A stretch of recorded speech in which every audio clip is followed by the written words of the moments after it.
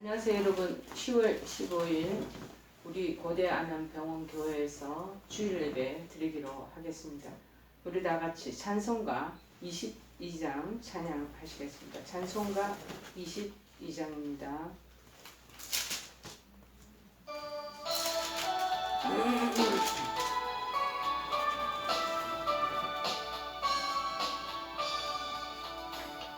만유의 주 앞에 감사를 드리고 다 경배하면서 찬송을 부르세. 내 맘 열어 한 소리로 기뻐 주를 찬양하라. 영원한 그 나라 주 다스리시니 생명의 열쇠는 주님의 것이라. 내 맘 열어 한 소리로 기뻐 주를 찬양하라. 죄짐을 벗은 후 주 앞에 가리니 마음에 영원한 기쁨이 넘친다. 내 맘 열어 한 소리로 기뻐 주를 찬양하라. 한 소망 가지고 그날을 기리며 주 다시 오실 때 기쁘게 맞으리. 내 맘 열어 한 소리로 기뻐 주를 찬양하라.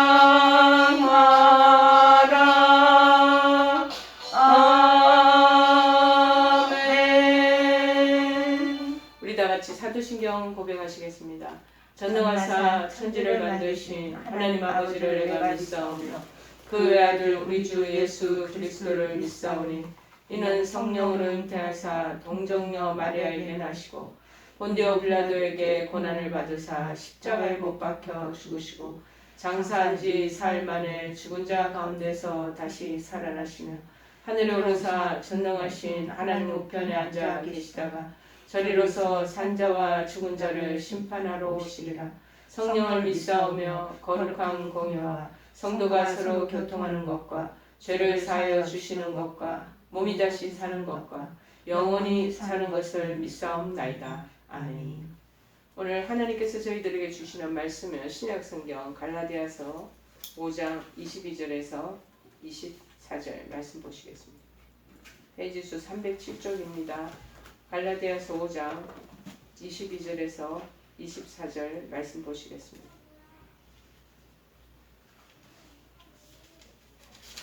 자, 307쪽 5장 갈라디아서 5장 22절, 23절, 24절 보시겠습니다. 제가 봉독해 드리겠습니다. 오직 성령의 열매는 사랑과 희락과 화평과 오래 참음과 자비와 양성과 충성과 온유와 절제니 이 같은 것을 금지할 법이 없느니라. 그리스도 예수의 사람들은 육체와 함께 그 정욕과 탐심을 십자가에 못 박았느니라. 아멘. 성령의 열매를 맺고 싶습니까? 성령의 열매를 맺고 싶습니까? 라는 말씀의 제목입니다.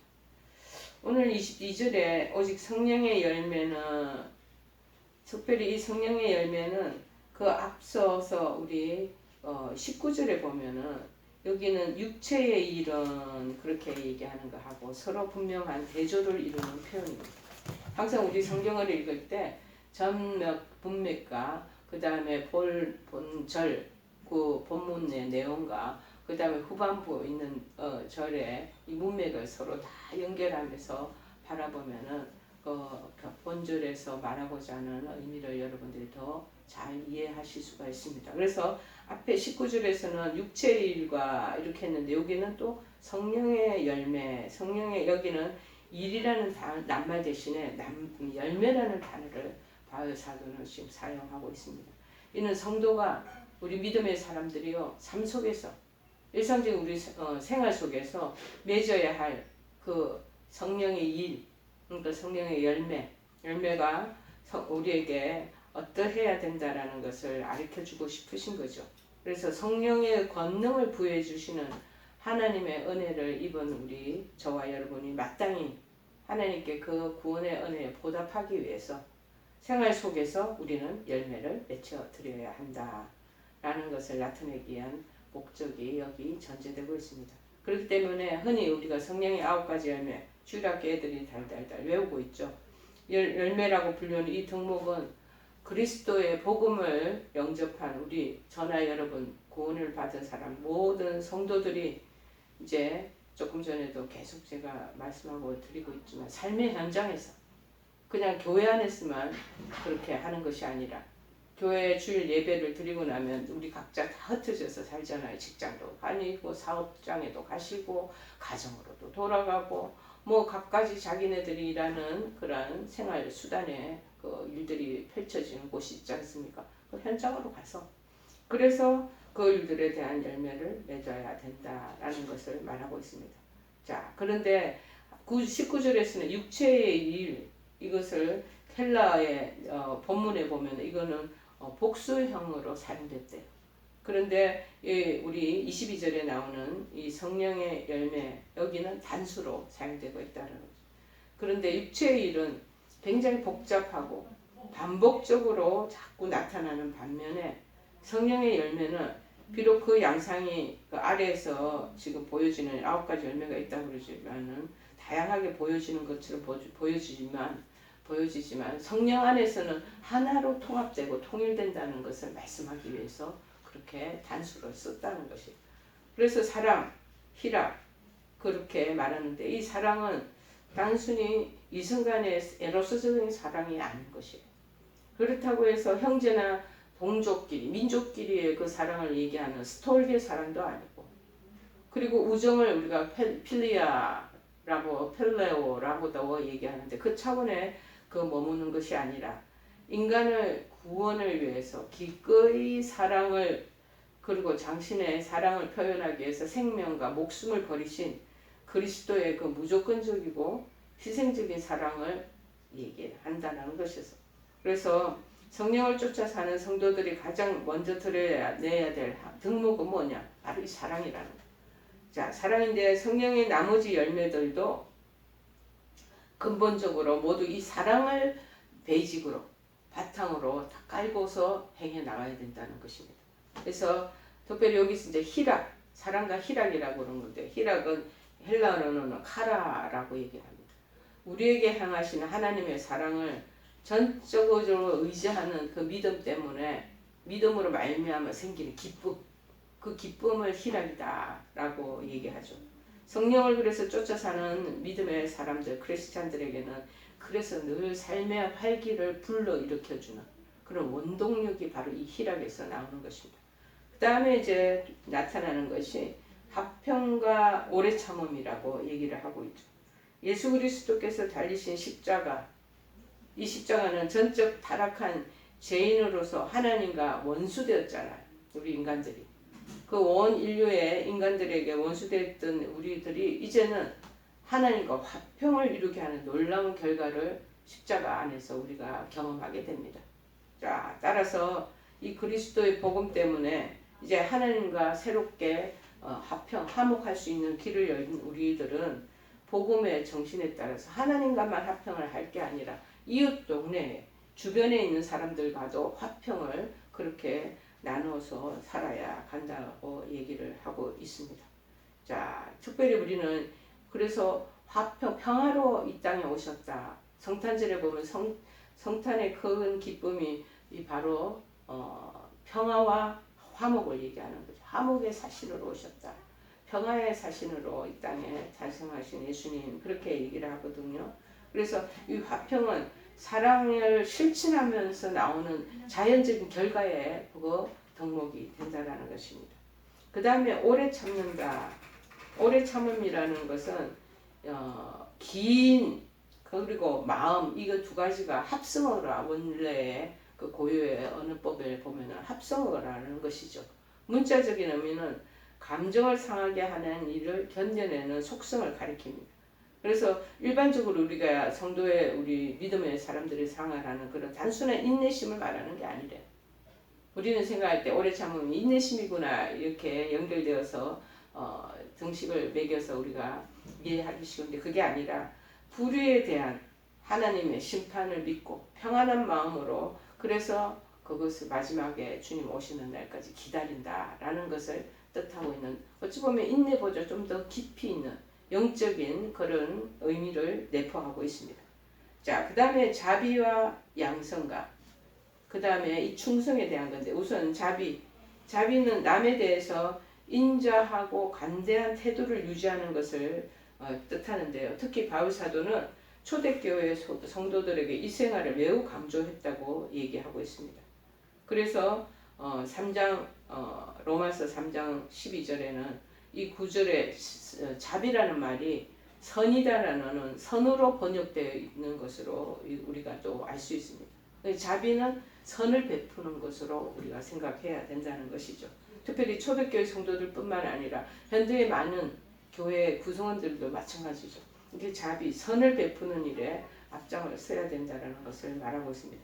이 양선, 그러면 양선이란 말은 신약에서 바울 서신서에만 계속 나오고 있대. 바울 서신서, 로마서나 에베소서나 데살로니가 후서에 이 양선이라는 말인데 이 양선이라는 말은 자비보다도 적극적으로 이웃에게 선을 행하는 것을 의미한다고. 좀 더 적극적으로. 그래서 우리에게 이 자비뿐만 아니라 양선이 같이 한 라인으로 흘러가고 있는다는 것을 우리가 보시면 특별히 좀 더 깊이 있는 그런 농도의 삶을 실천하라고 그러시는구나 하고 얘기하시면 좋겠습니다. 그 다음 충성은 근본적으로 충성이라는 것이 믿음과 같은 단어래.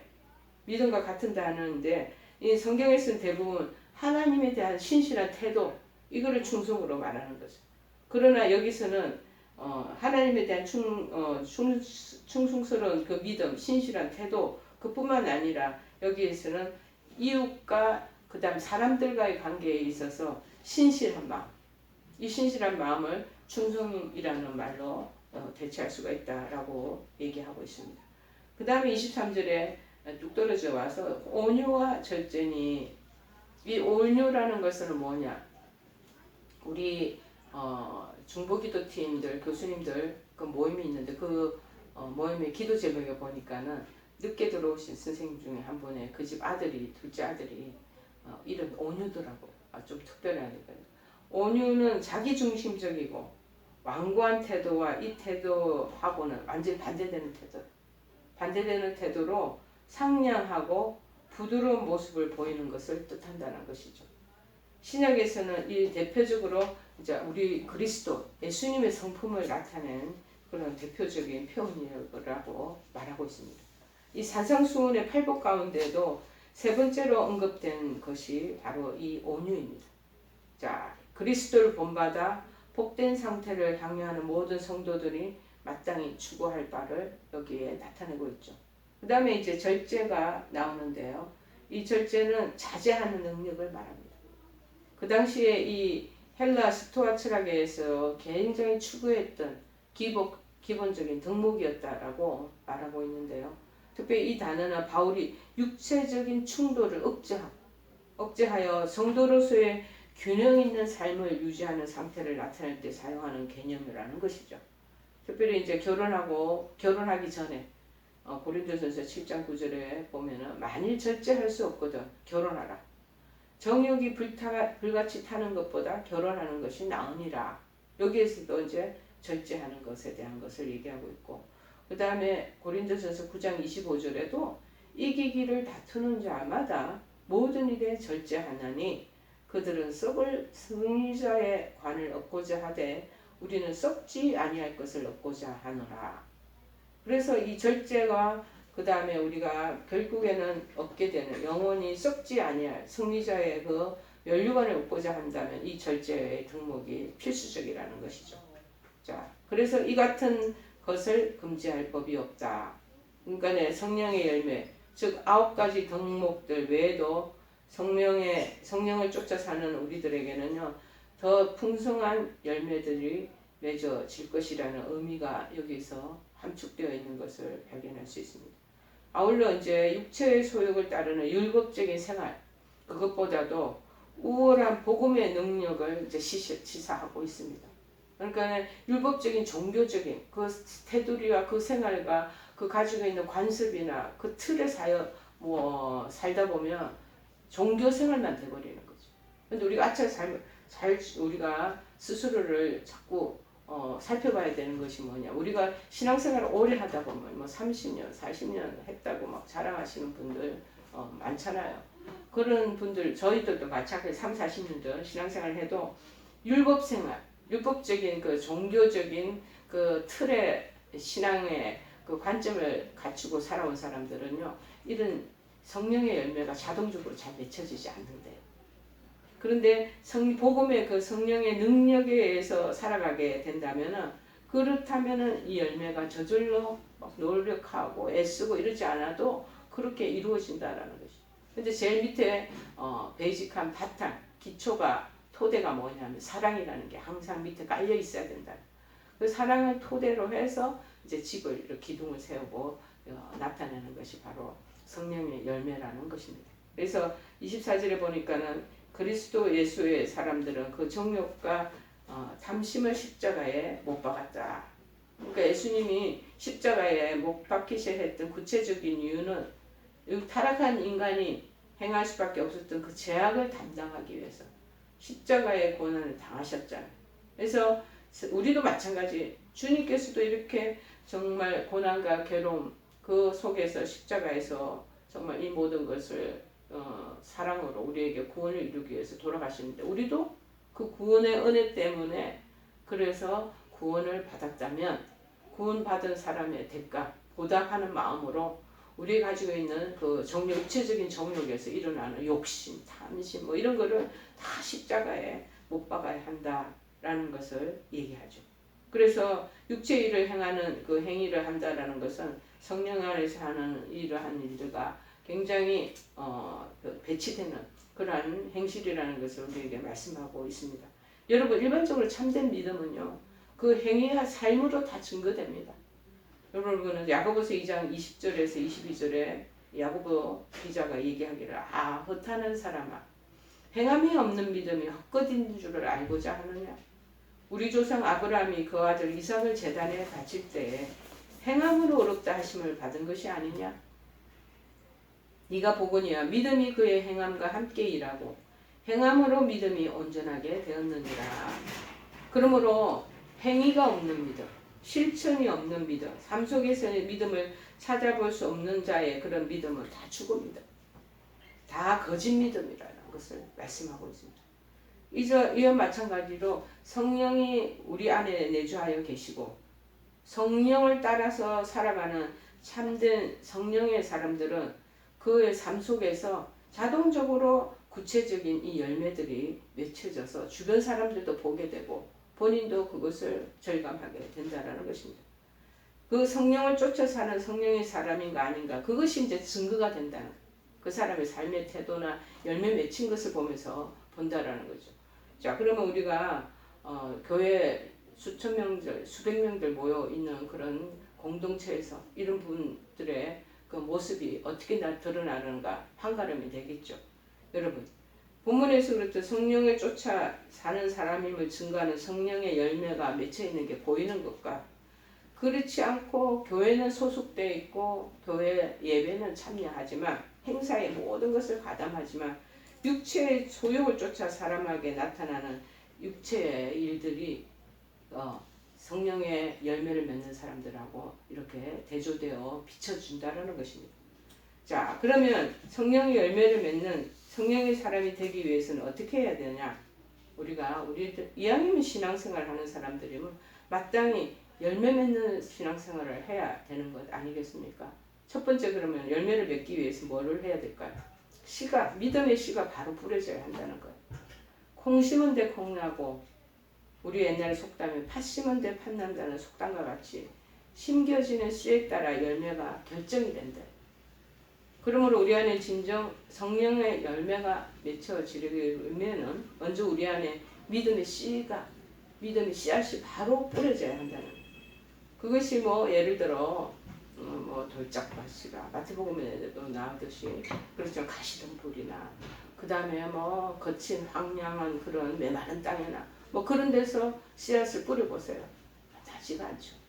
그런데 마음에 온유함을 가지고 있는 사랑의 몸바탕이 되어 있는 그런 토양에다가 모종을 심어보세요.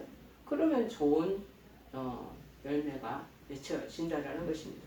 즉 주님의 진리의 말씀만이 믿음의 근거가 되어 우리 마음 가운데 충만히 거하게 하고 또 그 말씀을 잘 믿고 따르고 그리고 하나님 뜻에 합당한 진리의 삶을 살아간다면 우리는 정말 진리의 영인 성령의 사람이 되어서 그 열매를 맺게 된다라는 것입니다.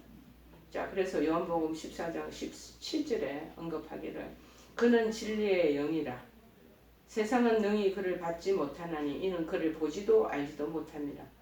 그러나 너희는 그를 아나니 그는 너희와 함께 거하시며 또 너희 속에 계시겠습니다. 로마서 8장 9절에는 만일 너희 속에 하나님의 영이 거하시면 너희가 육신에 있지 않아야 하고 영에 있나니 누구든지 그리스도의 영이 없으면 그리스도의 사람이 아니라. 여러분, 성령의 열매를 맺기 원하십니까? 그러면 먼저 주의 진리의 말씀을 중심에 새기시고 그 말씀대로 살아가는 여러분 되시기를 바랍니다. 썩지 아니하시되 나머지 거는 다 썩어서 문드러지고 그것이 도태되어 버리는데 이상하게 이 성령께서 주시는 이 말씀의 씨는 그것이 썩지 않는데 또 살아 역사하신다는 거예요. 언제 우리 삶 속에. 그래서 베드로전서 1장 23절에 말씀하기를 너희가 거듭난 것은 썩어질 씨로 된 것이 아니고 썩지 아니할 씨로 된 것이니 이것은 그럼 그 씨가 뭡니까? 자, 그 후반절의 내용이 살아있고 항상 있는 하나님의 말씀으로 되었느니라. 그러면 말씀이 우리 안에 거하고 그 말씀대로 쫓아 행하면 그러면 자동적으로 풍성한 열매가 맺혀진다라는 것을 말씀하고 있습니다. 그래서 믿음의 씨가 바로 뿌려져야 한다는 거예요. 두 번째는 뭐냐? 그러면 그 뿌려진 것만 있는 게 아니라 우리가 씨를 뿌려놓고 모정하고 난 다음에 그냥 내버려두면 어떻게 돼요? 방치해놓으면. 그 다음에 그냥 각종 여러 가지 해풍이 분다거나 비가 막 많이 오거나 그 다음에 보살피지 않으면 결국 다 썰려져 나가는 것입니다. 그런데 이 한 그루 나무가 열매 맺기까지 하려면 성령의 힘을 공급받아야 되는 거예요. 겉으로 보기에는 그 나무 혼자 잘 자라고 열매를 맺어 보이는 것처럼 보일 것입니다. 하지만 사실은 그 나무에 충분한 양분이 주어져. 그리고 수분도 있고 햇빛도 들고 여러 가지 필요한 것들을 공급받음으로써 가능하게 되는 것입니다. 제가 한 번씩 언급하기를 저희 집 아파트에도 굉장히 좋은 알이 굵은 대추알것 그리고 단감 그거를 대봉이라고 하는데 대봉 같은 게 그냥 그렇게 어떻게 아파트 그 주변에 그렇게 많이 심어놨는지 가을에 많이 열립니다. 지금 10월달인지가 이제 열매가 점점 더 무르익는 그 시점에 있지 않겠습니까? 그대로 놔두면 안 되죠.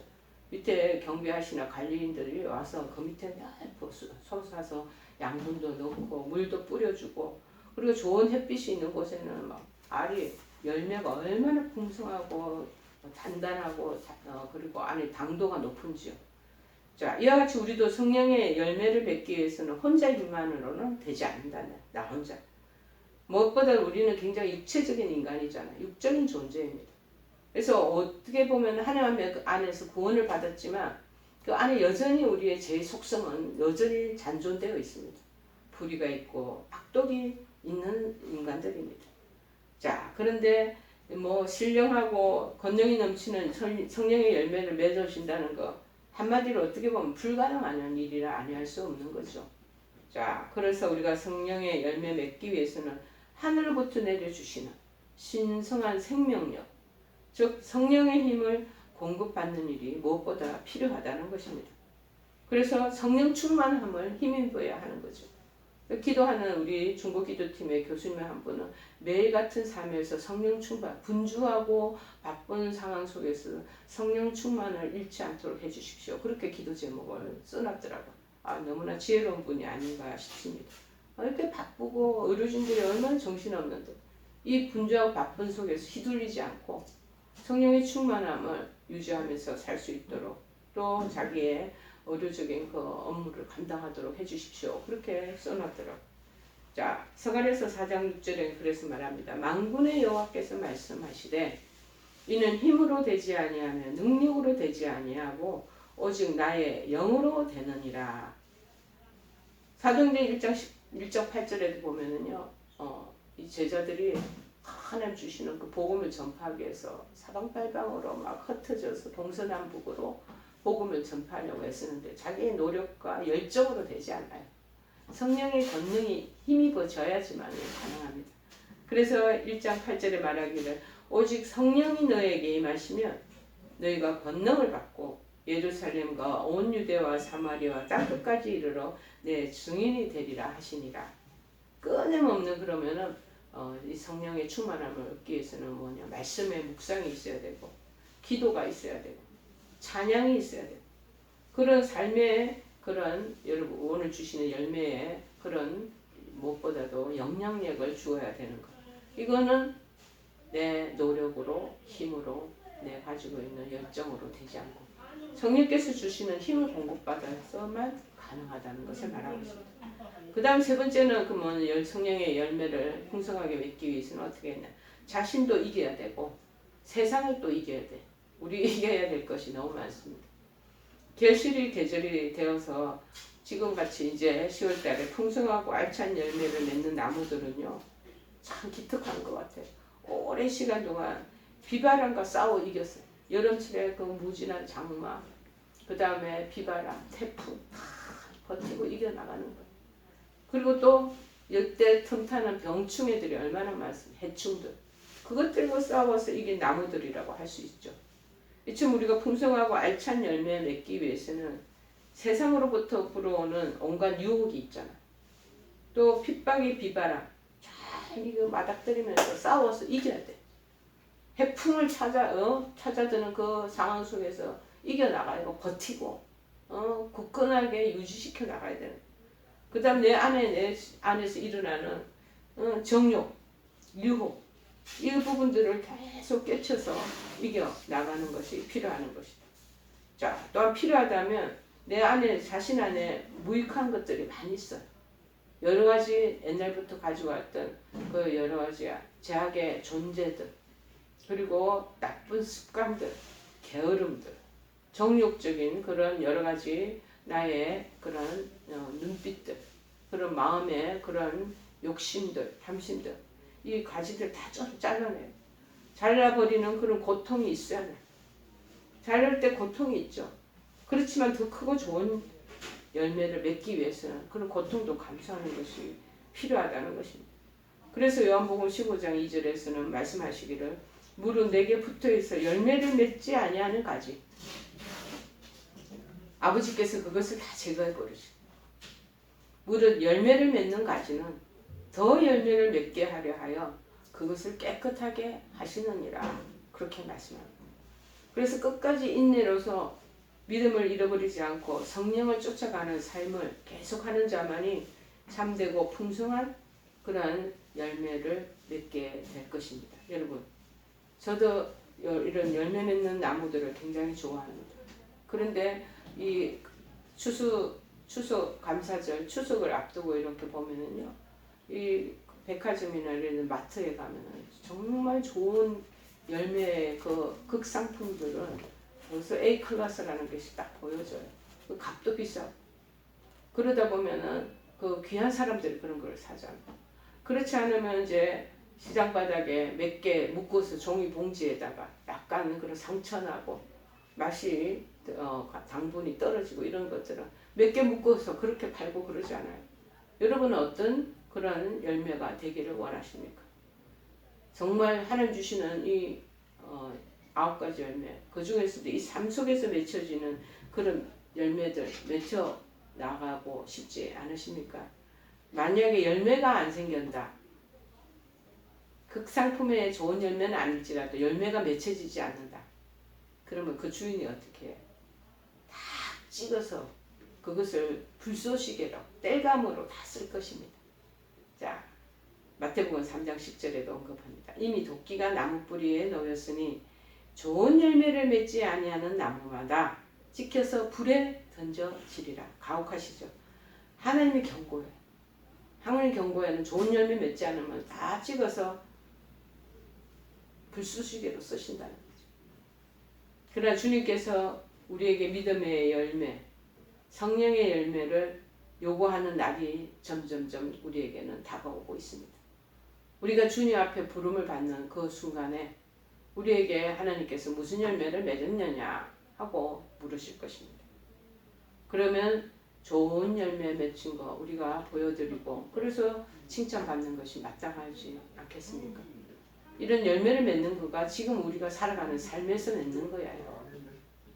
그것을 특별한 시기에 따로 맺는 게 아니에요. 우리가 소소하게 살아가는 일상이 바로 지금 열매를 맺어가는 그러한 우리의 삶의 지금 나날이고 현장이라는 것입니다. 자, 누가복음 13장 6절에 말합니다. 한 사람이 포도원에 무화과 나무를 심은 것들이 있더니 와서 그 열매를 구하였으나 얻지 못한지라. 자, 열매를 요구하는 날이 온다라는 열매를 구했지만 얻지 못하게 되어서 정말 주님께서 우리에게 책망하시는, 그래서 우리가 어두운 데 슬피 울며 이를 가는 날이 없기를 간절히 바랍니다. 성령의 열매는 육체와 세상을 쫓아가는 삶에는 절대 나타나지 않습니다. 세상의 가치관에 그 목적을 두고 그것을 나의 이상으로 삼고 세상적인 방법으로 살아갈 때 성령의 열매는 단호히 맺혀지지 않는다는 것을 여러분 아시기를 바랍니다.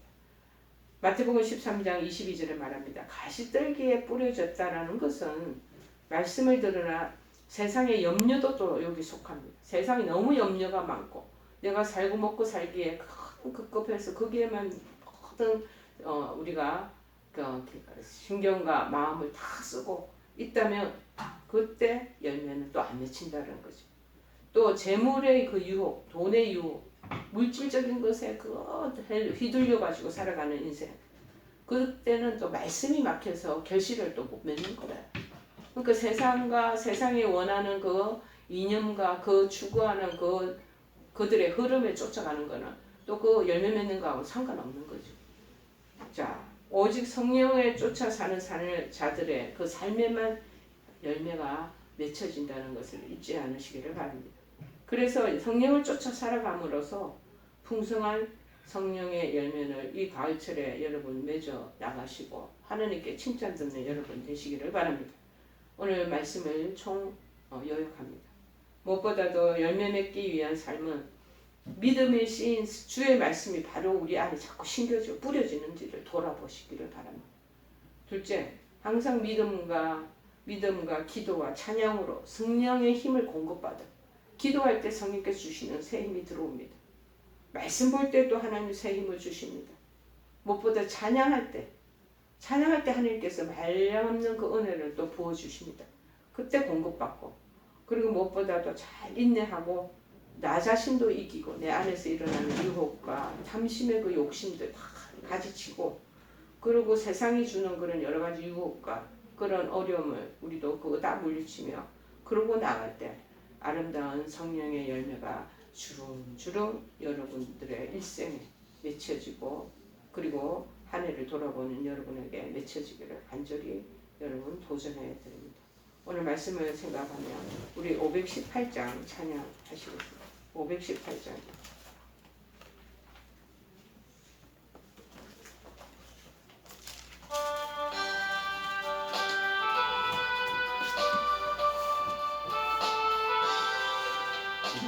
소리 들리니 예수 구원하신다.